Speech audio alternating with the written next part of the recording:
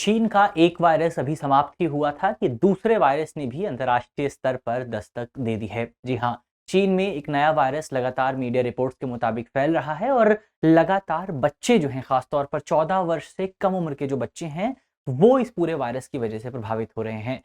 तो अब इसको लेकर के भारत की तरफ से भी कुछ चेतावनियां जो हैं जारी की गई हैं। कई रिपोर्ट्स में ये भी बताया गया कि भारत में भी इस पूरे वायरस के 2 मामले जो हैं, अभी तक जो मीडिया रिपोर्ट्स हैं उनसे पता चला है कि 2 मामले यहाँ पर रिकॉर्ड हुए हैं। तो ज़ाहिर तौर पर एक खतरे की घंटी है, क्योंकि आपको याद होगा कि जब कोविड-19 वायरस की शुरुआत हुई थी, वुहान वायरस की शुरुआत हुई थी, तो उस समय भी इसी तरीके से मामले सामने आए थे। उस समय भी पहले शुरुआत चाइना से ही हुई थी, फिर आपको भारत में भी कुछ मामले देखने को मिले थे और धीरे-धीरे ये मामले जो है लगातार बढ़ते गए थे। तो अब यहाँ पर ज़ाहिर तौर पर भारत के लिए भी एक चिंता का विषय हो सकता है कि क्या ये जो नया वायरस है, क्या ये नया वायरस भविष्य में उसी तरह का रूप ले सकता है जिस तरह का रूप जो है कोविड-19 वायरस ने लिया था। तो उसके लिए भारत को अपने आप को तैयार करने की भी ज़रूरत है, क्योंकि कोविड-19 महामारी के दौरान हमने देखा था कि भारत का जो हेल्थ इकोसिस्टम है, वो काफ़ी बुरी तरीके से प्रभावित हुआ था। तो यहाँ पर नए क्या उपाय हम अपना सकते हैं, उन पर डिस्कशन करना इम्पोर्टेंट है। तो आज इस वीडियो में हम इसी वायरस के बारे में बात करेंगे। ये वायरस क्या है, वायरस की क्या कुछ खास बातें आपको देखने को मिलेंगी और इसके साथ-साथ ये जो पूरा वायरस है, इस वायरस से बचा कैसे जाए और क्या-क्या उपाय अपनाए जा सकते हैं, इन पर बात करेंगे। भारत सरकार की तरफ से यहाँ पर क्या कोशिश की जा रही है, उन कोशिशों के बारे में भी चर्चा होगी। मेरा नाम है अक्षय और आपका स्वागत है दृष्टि आईएएस चैनल की इस नई वीडियो में। तो चलिए इसी नोट के साथ वीडियो की करते हैं शुरुआत और सबसे पहले यहाँ पर वीडियो की एक बार जो रूपरेखा है, उसको समझ लिया जाए। तो वीडियो की रूपरेखा में सबसे पहले हम खबर पे बात करेंगे। खबर के बाद चाइना में क्या सिचुएशन है, थोड़ा-सा उसको समझा जाएगा, क्या कुछ बातें चाइना से निकल कर के आ रही हैं। क्योंकि चाइना में आप जानते हैं कि एक टोटलिटेरियन रिजीम मौजूद है, अथॉरिटेरियन रिजीम मौजूद है, तो वहाँ से खबरें आना और स्वतंत्र तौर पर खबरें आना थोड़ा-सा मुश्किल होता है। चाइना में आपको डेमोक्रेसी देखने को नहीं मिलेगी, फ्री जो प्रेस है वो देखने को नहीं मिलती है, तो जो भी खबरें आती हैं, वो या तो आपका अनौपचारिक स्रोतों से आती हैं या फिर चाइना की सरकार उन खबरों को फैब्रिकेट करके दुनिया तक पहुँचाती है। तो चाइना में क्या सिचुएशन है, उसको कुछ मीडिया रिपोर्ट्स और सोशल मीडिया के हवाले से क्या बताया जा रहा है, थोड़ा-सा उसको समझेंगे। फिर आपका एचएमपीवी वायरस, जिसकी फुल फॉर्म है ह्यूमन मेटा न्यूमो वायरस, जो है वो क्या है और इस वायरस से क्या कुछ इंपॉर्टेंट पॉइंट जो है निकल करके आते हैं, उन पर चर्चा होगी। भारत की क्या स्थिति है, भारत कहाँ पर खड़ा हुआ है वर्तमान समय में, सरकार के क्या प्रयास हैं, उन पर बात करेंगे। और अंत में एक सवाल भी आपके लिए होने वाला है, सवाल का जवाब आपको कमेंट बॉक्स में देना है। चलिए, ये जो पूरा वीडियो है आज का हमारा जीएस पेपर 2 से जुड़ा हुआ है। आप इसे हेल्थ के सेगमेंट से जोड़ करके देख सकते हैं। आगे बढ़ा जाए, लेकिन आगे बढ़ने से पहले एक इंपॉर्टेंट सूचना आपके लिए ये है कि हमारी जो मुखर्जी नगर की क्लासेस थी, वो आप जानते हैं कि नोएडा शिफ्ट हो चुकी हैं और नोएडा की ये जो क्लासेस हैं, यहाँ पर बैचेस भी लगातार शुरू हो रहे हैं। इसमें अगला जो बैच है हिंदी माध्यम का, वो 16 जनवरी को शुरू होने वाला है। तो अगर आप इस बैच में एडमिशन लेना चाहते हैं, तो आप नोएडा के इस नए सेंटर को विजिट कर सकते हैं। सेक्टर 15 का जो मेट्रो स्टेशन है, उसके काफ़ी करीब आपको ये नया कैंपस देखने को मिल जाएगा। इसके अलावा अगर आप ऑनलाइन संपर्क करना चाहते हैं, तो आप हमारे नंबर को नोट कर लीजिए, 8750187501। इस पर आपको और डिटेल से जानकारी जो है इस पूरे बैच के बारे में और भी तमाम कोर्सेज़ जो हैं, उन कोर्सेज़ के बारे में मिल जाएगी। आप चाहें तो दृष्टि लर्निंग का जो ऑनलाइन ऐप है, दृष्टि लर्निंग ऐप, उसको भी डाउनलोड कर सकते हैं, वहाँ पर भी आपको जानकारी मिल जाएगी। चलिए आगे बढ़ते हैं, सबसे पहले बात करते हैं खबर के बारे में। तो खबर हमारी यही है कि हमारा जो स्वास्थ्य मंत्रालय है, यानी कि भारत सरकार का जो स्वास्थ्य मंत्रालय है, उसने इस नए वायरस को लेकर के कहा है कि ये जो नए वायरस का नाम क्या है, ह्यूमन मेटा न्यूमो वायरस। तो ये जो नया वायरस है, एचएमपीवी वायरस, ये वायरस लगातार चाइना में फैल रहा है, ऐसा हमारी जो हेल्थ मिनिस्ट्री है उसने बताया है। और हेल्थ मिनिस्ट्री का कहना है कि सरकार लगातार इस वायरस पर बारीक नजर बनाए रखे हुए है। जैसी भी सिचुएशन होती है, हम अपनी तैयारी को उसी स्तर पर बना करके रखने वाले हैं। इसके अलावा वायरस में बताया गया कि चीन में श्वसन संबंधी इस बीमारी में वृद्धि की रिपोर्ट्स आपको देखने को मिली हैं। बहुत ज़्यादा वायरस के मामले आपको देखने को मिल रहे हैं। लेकिन ज़ाहिर तौर पर भारत की जब आप बात करते हैं, तो भारत में इस पूरे वायरस के मामले में कोई असामान्य वृद्धि अभी तक आपको देखने को नहीं मिली है। चीन की अगर आप बात करें, चीन में खासतौर पर आपके जो वृद्ध लोग हैं और जो छोटी उम्र के लोग हैं, खासतौर पर 14 वर्ष से छोटी उम्र के जो बच्चे हैं, वो इस वायरस से काफ़ी ज़्यादा प्रभावित हो रहे हैं और ये चीन के लिए एक बड़ा चिंता का विषय हो सकता है। तो ये ओवरऑल यहाँ पर, क्योंकि इस वायरस के बारे में कहा जाता है कि ये वायरस बच्चों को सबसे ज़्यादा प्रभावित करता है। उसके बारे में भी हम बात करेंगे कि कौन-कौन लोग जो हैं वो वायरस के प्रति ज़्यादा वल्नरेबल होते हैं। लेकिन बच्चे जो हैं, खासतौर पर 14 वर्ष से कम उम्र के बच्चे, वो इस पूरी वायरस के प्रति सबसे ज़्यादा ससेप्टेबल, सबसे ज़्यादा संवेदनशील माने जाते हैं। तो ये ओवरऑल हमने यहाँ पर सबसे पहले खबर को समझा। अब खबर के बाद बात करते हैं चीन में सिचुएशन क्या है। तो चीन में सिचुएशन की अगर आप बात करें, जो मीडिया रिपोर्ट्स निकल करके आ रही हैं, उन मीडिया रिपोर्ट्स में ये बताया गया कि चीन में सबसे पहले दिसंबर 2024 में अज्ञात मूल के निमोनिया के लिए एक निगरानी प्रणाली जो है उसका संचालन किया गया था। यानी कि चीन में सबसे पहले 2024 दिसंबर महीना जो था, वहां पर निमोनिया के कुछ मामले रिकॉर्ड होते हैं। जब जो डॉक्टर्स हैं, जो साइंटिस्ट हैं, वो उन मामलों की जांच करने जाते हैं, तो उनको पता लगता है कि जो मामले हैं, ये मामले दरअसल किसी सामान्य कारण से नहीं हो रहे हैं, ये मामले किसी अज्ञात कारण से हो रहे हैं। और इसकी जांच करने के लिए, इसको सर्विलांस के लिए अलग से एक तंत्र स्थापित किया जाता है चाइना में। और वहां से पता लगना शुरू होता है कि एक नया वायरस जो है, या एक जो पुराना वायरस है, वो नए तरीके से आपको यहाँ पर उसका नया प्रसार जो है वो आपको देखने को मिल रहा है। ये जो वायरस है, ये वायरस खासतौर पर आपको सर्दियों के दौरान इसका ट्रांसमिशन आपको सबसे ज़्यादा देखने को मिलता है। सर्दियों के दौरान सबसे ज़्यादा इसका संक्रमण जो है होता है। इसके अलावा सोशल मीडिया रिपोर्ट्स जो हैं, उनमें भीड़-भाड़ वाले अस्पतालों को उजागर किया गया है, जिसमें लोगों की चिंता जो है वो काफ़ी ज़्यादा बढ़ गई है।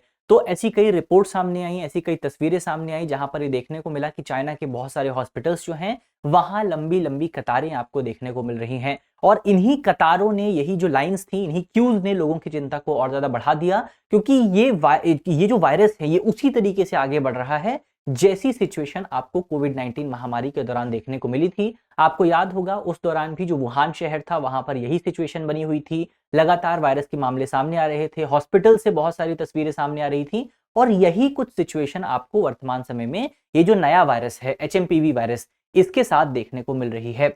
इसके अलावा बीजिंग की अगर आप बात करें, चाइना की सरकार की जो ऑफिशियल रिपोर्ट है, उस रिपोर्ट में इस वायरस को लेकर के कोई खास बात नहीं की गई है। वायरस के महत्व को जो है बहुत ज़्यादा दर्शाने की कोशिश नहीं की गई है। बीजिंग ने अपनी रिपोर्ट जो दी है, उस रिपोर्ट में केवल यही कहा गया है कि ये जो मामले सामने आ रहे हैं, ये मामले केवल आपका जो मौसम चेंज हो रहा है, उस मौसम चेंज होने की वजह से हैं, बाकी कुछ बड़ी बात यहाँ पर नहीं है। तो चाइना ने अपनी रिपोर्ट में ये तर्क पेश किया है। लेकिन रिपोर्ट सामने आ रही है कि चाइना में सिचुएशन थोड़ी-सी खराब है। एचएमपीवी वायरस जो है, वो लगातार आपका फैलता जा रहा है, और खास तौर पर चाइना का जो उत्तरी प्रांत है, वहां से इस वायरस के बहुत सारे मामले जो हैं रिकॉर्ड हो रहे हैं। लेकिन ये पहली बार नहीं है कि चाइना में आपको इस तरह के वायरस के मामले देखने को मिलेंगे। इससे पहले अगर आप बात करें, तो साल 2011 साल 2012 के बीच में आपको चाइना के साथ साथ दूसरी बहुत सारी वेस्टर्न कंट्रीज, जिसमें अमेरिका है, नीदरलैंड्स है, कनाडा है, यूरोप है, इन तमाम देशों में आपको ये जो वायरस है, इस वायरस के मामले देखने को मिले थे। तो इससे पहले भी रिकॉर्ड हुए हैं मामले, अभी भी रिकॉर्ड हो रहे हैं, तो कोई नया वायरस नहीं है। ये वायरस, इसके बारे में कहा जाता है कि इसका प्रकोप जो है, इसका जो आपका प्रसार है, वो सबसे ज़्यादा आपको सर्दियों में देखने को मिलता है, और इसी वजह से सर्दियों में जो पूरे वायरस के मामले हैं, ये मामले आपके रिकॉर्ड हो रहे हैं। अब वायरस के बारे में कुछ इंपॉर्टेंट पॉइंट्स अगर आप डिस्कस करें, तो सबसे पहले ये जो वायरस है, हमने देखा कि कोई नया वायरस नहीं है, पुराना वायरस है। इस वायरस की खोज जो है, वो साल 2001 में की गई थी। तो 2001 से इस पूरे वायरस के बारे में हमें पता है, और ये वायरस आपका न्यूमोविरिड परिवार से संबंधित है। तो इस परिवार का नाम आप याद रखें, न्यूमोविरिड परिवार से संबंधित ये वायरस आपको देखने को मिलेगा। और यही जो परिवार है, इस परिवार में आपको रेस्पिरेटरी सिंसिटियल वायरस भी देखने को मिलता है, और भी कई प्रकार की जो बीमारियां हैं, वो आपको इस परिवार में देखने को मिल जाती हैं। कई सारे आपके सीरोलॉजिकल स्टडीज हैं। सीरोलॉजिकल स्टडीज मतलब वो स्टडीज जो कि वायरस का अध्ययन करती हैं। तो बहुत सारी सीरोलॉजिकल स्टडीज जो हैं, वो ये बताती हैं कि ये जो वायरस है, ये वायरस पिछले 60 वर्षों से इंसानों में मौजूद है, और अलग-अलग तरीके से जो है ट्रांसमिट हो रहा है। तो इसका मतलब ये हुआ कि इसकी खोज तो हमने भले ही 2001 में की हो, लेकिन ये वायरस जो है दुनिया में, इंसानों में पिछले 60 वर्षों में मौजूद रहा है। इसके अलावा एचएमपीवी वायरस जो है, वो सभी आयु वर्ग के जो लोग हैं, उनको प्रभावित करता है। खासतौर पर इसमें बच्चे जो हैं, वो इससे प्रभावित होते हैं, और इसमें भी हमारा श्वसन तंत्र जो है, रेस्पिरेटरी सिस्टम जो है, वो खास तौर पर इस वायरस की वजह से प्रभावित होता है, रोग पैदा होते हैं। इसमें आपके छोटे बच्चे जो हैं, वो सबसे ज़्यादा वल्नरेबल होते हैं। वृद्ध लोग हो गए, सीनियर सिटीजन्स हो गए, या वो लोग जिनकी प्रतिरक्षा प्रणाली जो है, जिनका इम्यून सिस्टम जो है वो कमज़ोर होता है, वो भी इस वायरस के प्रति बहुत ज़्यादा वल्नरेबल माने जाते हैं। तो बच्चे, हमने बात की, जो आपके छोटी उम्र के बच्चे हैं, वो इस वायरस के प्रति काफ़ी ज़्यादा वल्नरेबल होते हैं। अब सवाल उठता है कि ये वायरस फैलता कैसे है? उसके पीछे के रीजंस अगर आप देखें तो वायरस के फैलने के पीछे बहुत सारे रीजंस हो सकते हैं। जैसे अगर आप किसी ऐसे व्यक्ति के संपर्क में आते हैं जिस व्यक्ति में ये वायरस मौजूद है, तो आपके अंदर ये वायरस आ सकता है, तो श्वसन प्रणाली के माध्यम से वायरस ट्रांसमिट हो सकता है। या फिर आप किसी ऐसे व्यक्ति से हाथ मिलाते हैं जिस व्यक्ति को ये वायरस मौजूद है, तो भी आपको वायरस हो सकता है। या फिर अगर आप किसी ऐसी वस्तु के संपर्क में आते हैं जो वस्तु कंटामिनेटेड है, जिसपे वायरस मौजूद है, तो भी आपको वायरस जो है प्रभावित कर सकता है। वायरस के इंक्यूबेशन पीरियड की बात करें, यानी कितने समय में वायरस के जो लक्षण हैं वो आपको देखने को मिलते हैं, तो बहुत बड़ा इंक्यूबेशन पीरियड नहीं होता है। वायरस का जो इंक्यूबेशन पीरियड है वो मात्र 3 से 5 दिनों के बीच में है। तो अगर आप वायरस के संपर्क में आते हैं तो 3 से 5 दिनों के भीतर आपको वायरस के लक्षण जो हैं वो देखने को मिल सकते हैं। इसके अलावा 2023 में इस वायरस का प्रकोप जो है वो आपको देखने को मिला था बहुत सारे देशों में। नीदरलैंड्स हो गया, ब्रिटेन हो गया, फिनलैंड है, ऑस्ट्रेलिया है, कनाडा है, अमेरिका है, चीन है, इन सभी देशों में एचएमपीवी के मामले आपको देखने को मिले थे। और एचएमपीवी वायरस के बारे में खास बात यह है कि अभी तक जैसे कोविड-19 का कोई इलाज हमारे पास नहीं था, वैसे ही एचएमपीवी वायरस का भी कोई इलाज हमारे पास अभी तक नहीं है और ना ही कोई वैक्सीन अभी तक एचएमपीवी वायरस की मौजूद है। जैसे कोविड-19 की कोई भी वैक्सीन मौजूद नहीं थी। तो अब इसका इलाज होता कैसे है? इसके इलाज के दौरान मुख्य तौर पर आपके जो लक्षण होते हैं, जो आपके सिम्पटम्स हैं, उनको ट्रीट करने की कोशिश की जाती है। बहुत सामान्य से लक्षण आपको देखने को मिलते हैं। जैसे इसके लक्षणों में अगर आप देखें तो खांसी हो गया, बुखार, जुकाम, श्वसन संबंधी समस्याएं, तो इस तरह के लक्षण आपको देखने को मिलते हैं। तो अगर डॉक्टर आपको इस वायरस के लिए डायग्नोस करते हैं तो इन लक्षणों को ट्रीट करने की कोशिश की जाती है। जैसे आपका बुखार का इलाज हो गया, खांसी का इलाज हो गया, तो इस तरह के जो आपके लक्षण हैं उनको ट्रीट करने का यहाँ पर प्रयास किया जाता है। कोई खास इलाज अभी तक हमारे पास इसके लिए मौजूद नहीं है। अब एक बार भारत की स्थिति पर बात कर लें तो भारत में अभी तक अगर आप देखें, सुबह जब हमने बात की थी तो सुबह तक एक भी मामला इस पूरे वायरस का रिकॉर्ड नहीं हुआ था। लेकिन बाद में कई मीडिया रिपोर्ट्स में सरकार की तरफ से भी बताया गया कि भारत में अब तक 2 मामले जो हैं वो कर्नाटक में रिकॉर्ड हुए हैं। इसमें से एक मामला जो है वो 8 महीने का एक बच्चा है जो इस वायरस से जो है प्रभावित पाया गया है। तो 2 मामले अभी तक भारत में रिकॉर्ड हुए हैं और भविष्य में हो सकता है जब तक आप ये वीडियो देखें मामलों की संख्या में और ज्यादा बढ़ोतरी हो चुकी हो। लेकिन अभी तक जो रीसेंट रिपोर्ट है उसमें 2 मामले यहाँ पर रिकॉर्ड किए गए हैं। हालांकि भारत द्वारा सर्दियों में आने वाली इस प्रकोप की तैयारी जो है, सरकार का कहना है कि हमने अपनी तैयारी पूरी कर ली है। जैसा भी वायरस आता है उसी हिसाब से हम अपनी तैयारी को और ज्यादा बढ़ा सकते हैं। यहाँ पर अलग अलग एजेंसीज को निगरानी करने का काम दिया गया है। इसमें अगर आप देखें तो आपका एनसीडीसी जो है, यानी कि इसमें अगर आप देखें तो राष्ट्रीय रोग नियंत्रण केंद्र जो है उसको यहाँ पर काम दिया गया है कि भारत में रेस्पिरेटरी डिसीज और निमोनिया के जितने मामले आ रहे हैं, मौसमी इन्फ्लुएंजा के जितने मामले आ रहे हैं, उन मामलों की निगरानी की जाए और इस निगरानी के माध्यम से बेसिकली यहाँ पर ट्रैक किया जाए कि इनमें से कोई भी मामला एचएमपीवी वायरस से जुड़ा हुआ तो नहीं है। तो इसकी जांच जो है वो आपका राष्ट्रीय रोग नियंत्रण केंद्र द्वारा की जा रही है। तो ये ओवरऑल यहाँ पर भारत सरकार का कहना है कि हम अपनी तैयारी के लिए पूरी तरह से, हम अपनी तैयारी को लेकर के पूरी तरह से आश्वस्त हैं और कोई भी समस्या भारतीय नागरिकों को यहाँ पर नहीं होने वाली है। उम्मीद है, क्योंकि जब आप कोविड-19 की बात करते हैं तो उस समय हमारी तैयारी इतनी ज्यादा नहीं थी, लेकिन अब क्योंकि हमारे पास एक अनुभव मौजूद है कि एक महामारी जो होती है उससे कैसे निपटा जाए, एक बड़ी बीमारी जो होती है उससे कैसे निपटा जाए, तो उसका एक्सपीरियंस हमारे पास है। तो अब सिचुएशन कंपैरेटिवली आपकी थोड़ी सी बेहतर हो सकती है, क्योंकि कोविड-19 के बाद हमने थोड़े इंफ्रास्ट्रक्चर भी डेवलप किया है। तो अब हमारे लिए सिचुएशन इतनी ज्यादा गंभीर नहीं होने वाली है। तो इसी नोट के साथ यहाँ पर हमारा जो करंट अफेयर का सेगमेंट है वो समाप्त होता है। एक सवाल आपके लिए मौजूद है। सवाल में आपसे पूछा गया है कि जो आपका ये जो वायरस है, एचएमपीवी वायरस, ये कौन से परिवार से संबंधित है?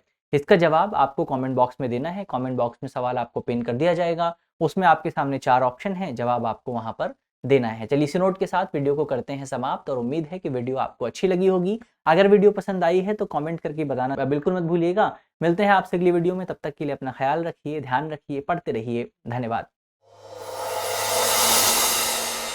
डियर व्यूअर्स, अपने एग्जाम की तैयारी को और बेहतर करने के लिए हमारे चैनल को लाइक, शेयर और सब्सक्राइब करना न भूलें।